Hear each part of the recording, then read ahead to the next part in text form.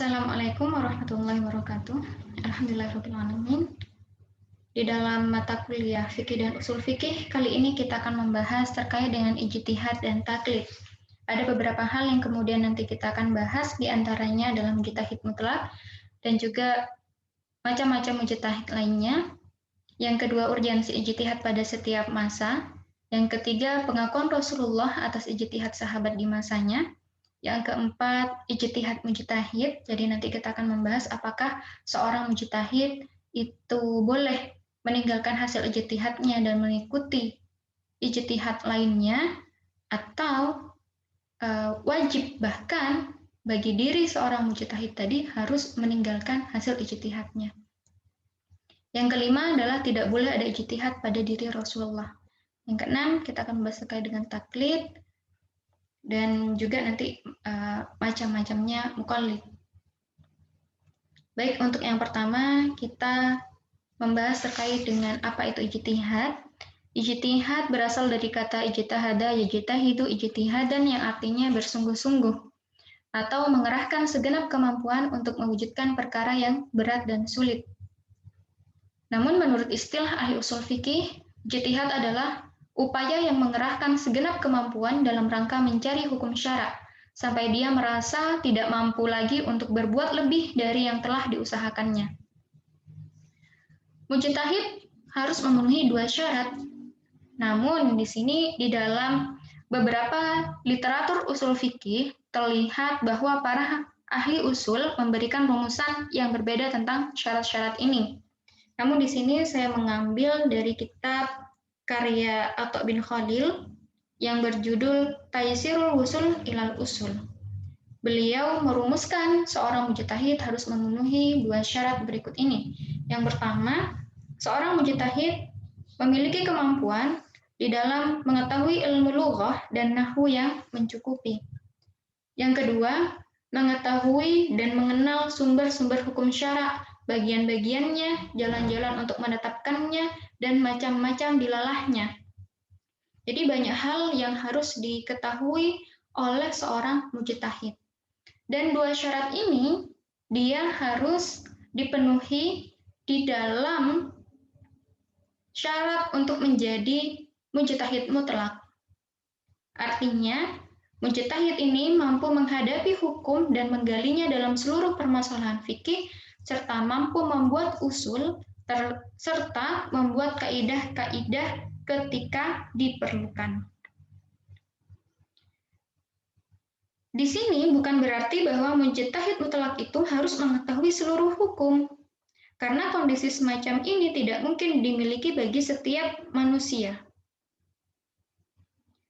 Nah, yang dimaksud dengan mujtahid mutlak, dia adalah mujtahid yang ketika berijtihad mempunyai kemampuan untuk membahas dan menggali hukum serta membuat kaidah usul dalam berbagai permasalahan yang mencakup syariat Islam secara umum.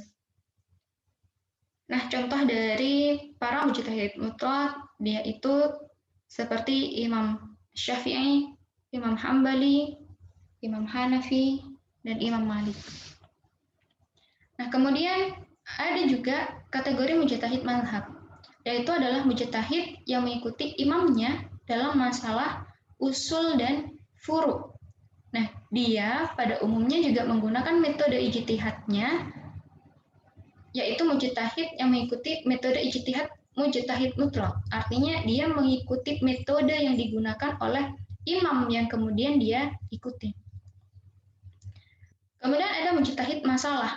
Artinya mujtahid ini mampu meneliti dengan benar tentang satu permasalahan yang dia kuasai. Jadi satu masalah yang dia kuasai. Sedangkan untuk masalah yang lainnya, dia bertaklid terhadap mujtahid-mujtahid yang lain.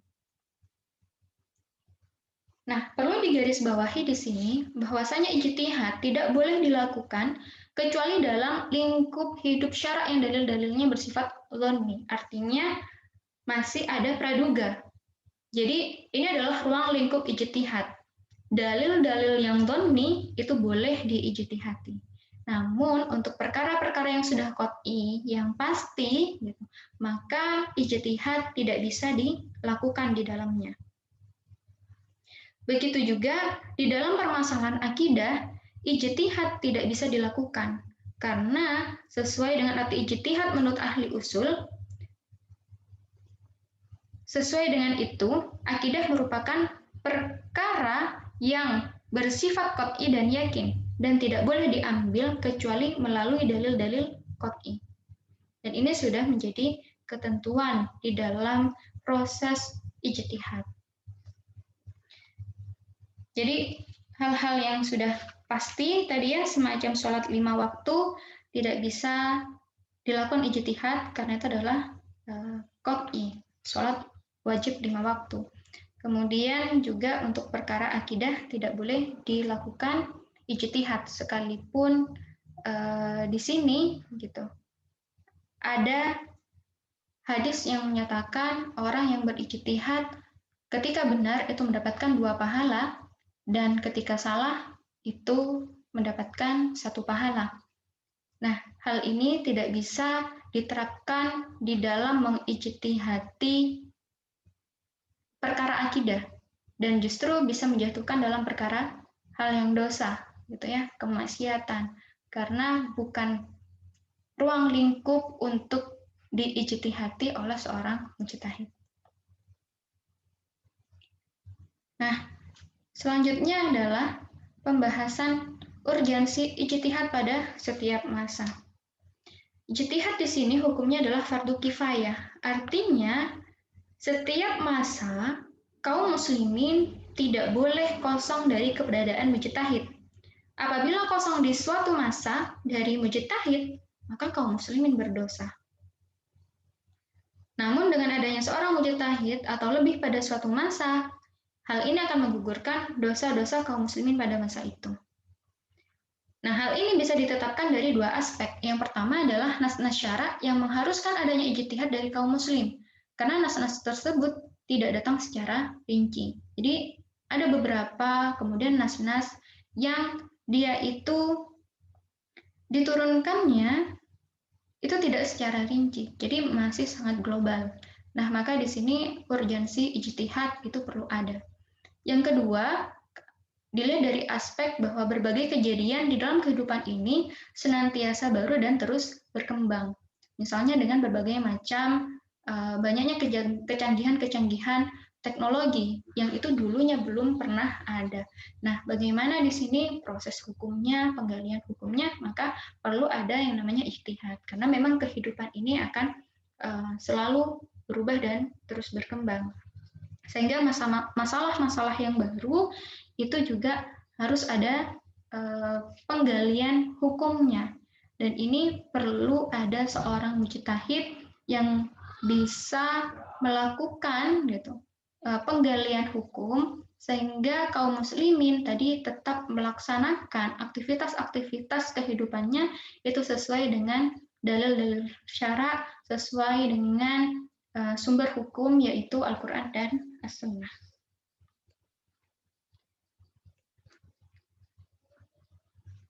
Pengakuan Rasulullah atas ijtihad sahabat di masanya itu dibuktikan ketika Rasulullah bersabda kepada Mu'adz ketika diutus menjadi qadhi hakim di Yaman.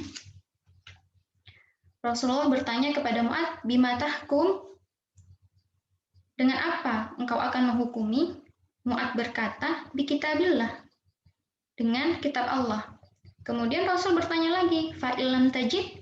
Jika engkau belum menemui di situ bagaimana? Mu'adz berkata, "Bi sunnati Rasulillah." Dengan sunnah Rasul. Rasulullah bertanya lagi, "Fa illam tajid?" Kalau kamu belum menemukannya, bagaimana? Mu'adz berkata, "Ajtahidu ra'yi wala alu." Aku akan berijtihad dengan pendapatku dan aku tidak akan melampaui batas. Maka Rasulullah di sini bersabda, "Alhamdulillahilladzi waffaqa Rasulillahi lima yardallahu wa rasuluh." Segala puji bagi Allah yang telah memberi taufik kepada utusan Rasulullah terhadap perkara yang diridhoi Allah dan Rasulnya. Dalam hal ini, maka Rasulullah memberikan pengakuan atas ijtihad sahabat ketika itu. Kemudian Rasulullah juga bersabda, "Idza ijtahadal hakim fa akhta'a falahu ajrun wa in asaba falahu ajrani." Apabila seorang hakim berijtihad tetapi ternyata salah, maka dia memperoleh 1 pahala, dan apabila benar, maka akan mendapatkan 2 pahala. Nah, lalu bagaimana dengan para mujtahid yang melakukan ijtihad? Dan ketika itu banyak sekali para mujtahid yang kemudian mengeluarkan hasil ijtihadnya. Maka di sini ada beberapa kondisi di mana mujtahid boleh meninggalkan hasil ijtihadnya dan mengikuti ijtihad yang lain. Yang pertama adalah jika imam atau khalifah, ya di sini khalifah memiliki makna yang sama dengan imamah ataupun amir, imam ataupun amir, ya. Jadi jika imam mengadopsi hukum syara tertentu, maka mujtahid wajib meninggalkan pendapatnya dan mengikuti pendapat imam. Jadi ketika seorang imam, ya, di dalam sebuah negara Islam, maka di sini ketika imam sudah memutuskan untuk mengadopsi satu hukum syara, nah maka mujtahid yang lainnya dia wajib meninggalkan pendapatnya dan mengikuti pendapat khalifah. Yang kedua, apabila mujtahid meninggalkan pendapatnya dalam rangka menjaga kesatuan kaum muslim, maka dia harus meninggalkan ijtihadnya. Yang ketiga, al-alamiyah, yaitu jika seorang mujtahid melihat bahwa mujtahid lain lebih banyak ilmunya, maka dia boleh mengikuti pendapat mujtahid tersebut dan meninggalkan pendapatnya. Jadi dalam kondisi yang seperti ini, itu boleh mengikuti pendapat mujtahid yang lain, atau dia tetap akan mengambil hasil ijtihadnya. Jadi di sini diperbolehkan.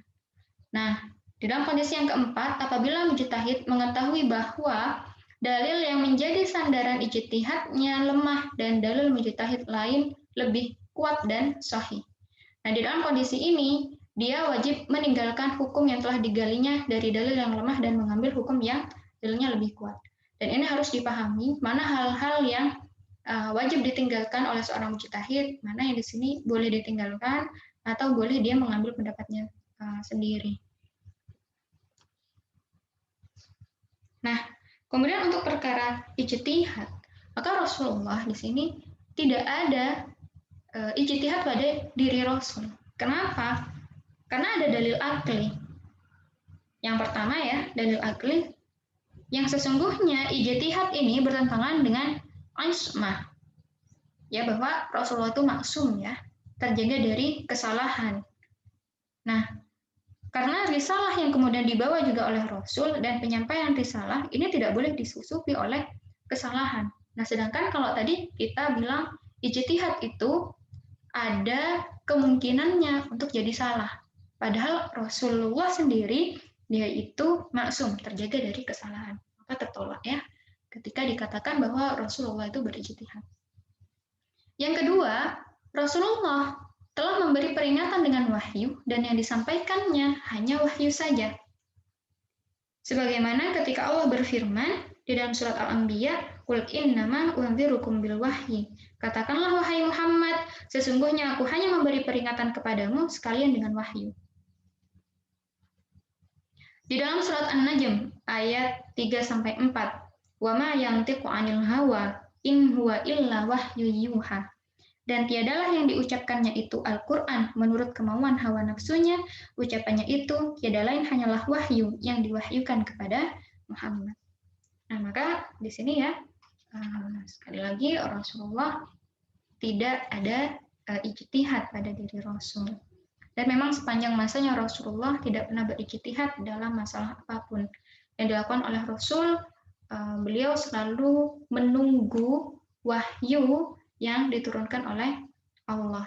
Jadi di dalam masalah apapun, wahyu itu terkadang, ya, di dalam beberapa masalah datang saat itu juga atau datang beberapa hari kemudian. Dan Rasulullah tidak mengambil keputusan apapun kecuali dengan wahyu yang turun dari yang turun dari Allah. Ya, kemudian pembahasan terkait dengan ijtihad sudah kita bahas, kemudian bagaimana dengan taklid, ya. Ketika ada orang-orang yang memiliki kemampuan untuk berijtihad, tentunya juga ada orang-orang yang kemudian tidak mampu untuk melakukan ijtihad. Nah, yang kemudian nanti kita akan bahas. Ya, taklid menurut bahasa adalah mengikuti orang lain tanpa berpikir. Menurut syara adalah melaksanakan pendapat orang lain tanpa disertai hujjah yang mengikat. Nah, taklid di sini dalam masalah akidah tidak diperbolehkan karena Allah mencela orang-orang yang bertaklid di dalam akidah. Namun, untuk taklid dalam masalah hukum syara ya di luar akidah itu diperbolehkan.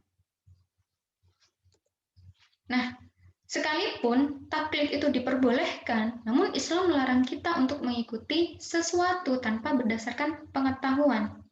Allah berfirman di dalam surat Al-Isra ayat 36.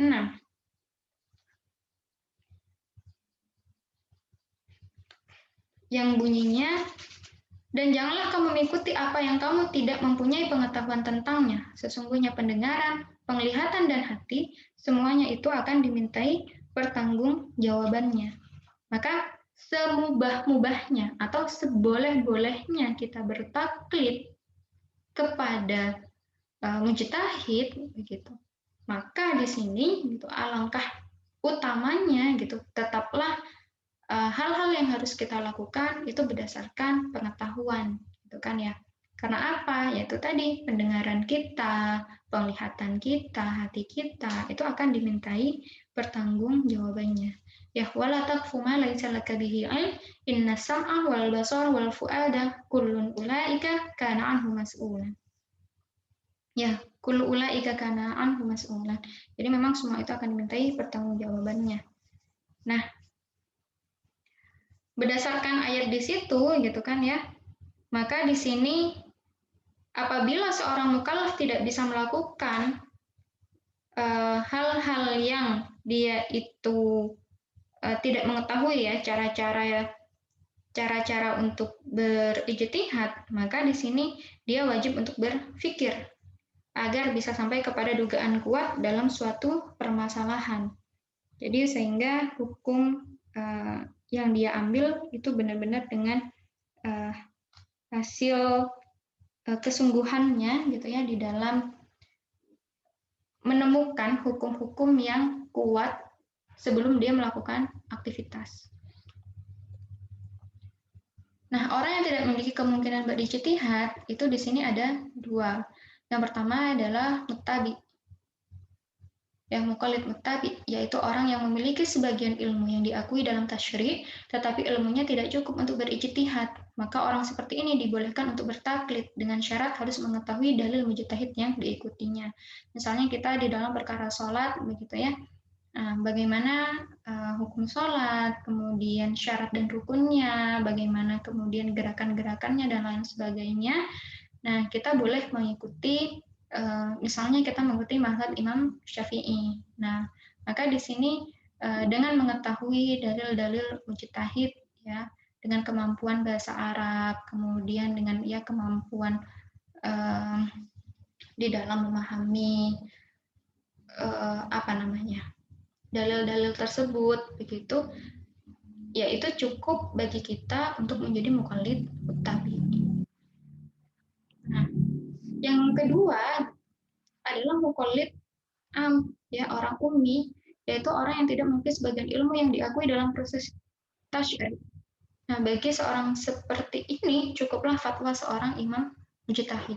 Jadi ada seorang imam mujtahid kemudian memberikan fatwanya, menyampaikan ke seluruh kaum muslimin, kemudian orang-orang ummi tadi mengikutinya ya tanpa mengetahui dalil mujtahid yang diikuti. Nah, di sini boleh. Namun lebih alangkah utamanya ya lebih utama gitu menjadi mukallid muttabi. Ya sebisa mungkin kita mengikuti seorang imam mujtahid itu ada dalil-dalil yang kemudian kita pahami. Ya mungkin ini yang bisa saya sampaikan. Kurang lebihnya saya mohon maaf atas lisan-lisan yang kemudian keliru dalam penyampaian.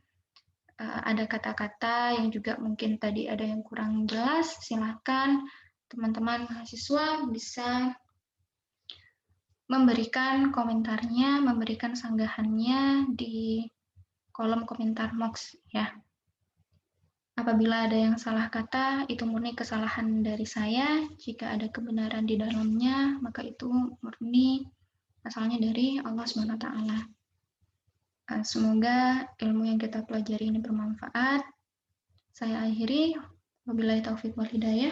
Wassalamualaikum warahmatullahi wabarakatuh.